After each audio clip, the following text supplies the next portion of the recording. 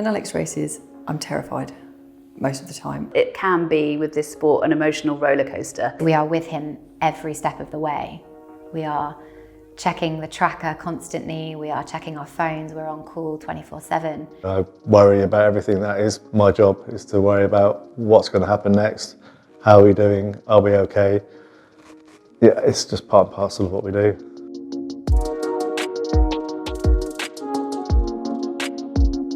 For the first 7 or 8 times around the world, I was on the boat. The last 4 or so, I've been off the boat. It's nearly as stressful. My wife hates it. She hates me switching on the phone, but I can't switch the phone off. It's got to be at hand, and I basically don't sleep for any more than a few hours to look, see how the boats are going. So it's obviously not stressful as being on the water, and it's not physical, but for me, it's not a restful period at all. I'm glued to it. For me, when he's racing, it's quite stressful. I've been the point of contact, the primary point of contact when Alex is offshore, which means that anytime the boat's offshore, my phone's never on silent.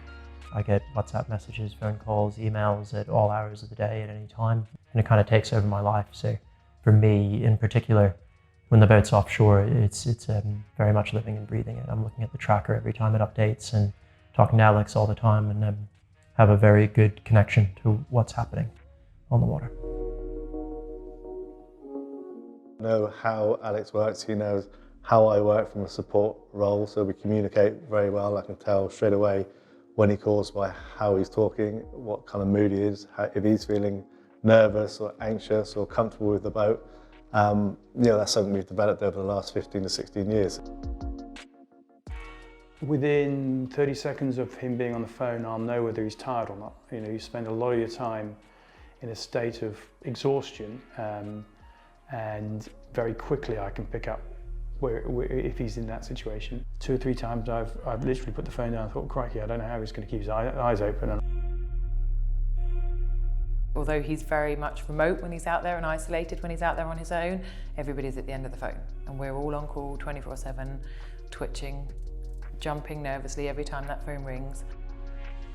It's nerve-wracking, it's stressful, but that's part and parcel of the sport. We knew what we signed up for when we joined this team.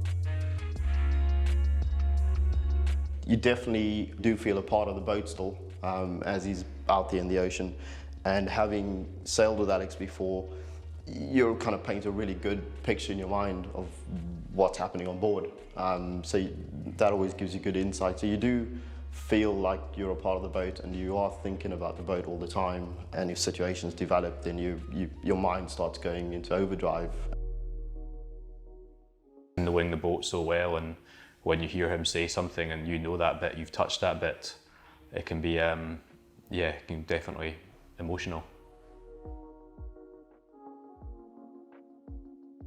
The first evening of the TJV, there was a fantastic buzz in the team because we were 2 to 3 knots faster than everyone else, and that was the first time we'd really seen that we've built a rocket ship.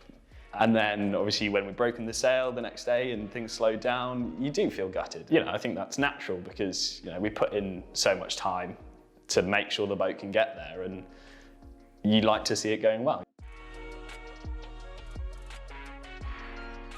We experience all the highs and all the lows that happens with Alex when he's racing. There's been some spectacular highs, and we've really celebrated, and there's just been some awful, awful lows. And I've cried many times, and my colleagues have. I've seen them all cry. It's really heartbreaking, and you feel really gutted. It's never over until it's over. So as much as he was chasing down our male in 2016 and 2017 and was very close to winning, it's never over till it's over. And something disastrous still could have happened in that last 12 hours, that last 24 hours. So until he crosses the line, it's not real.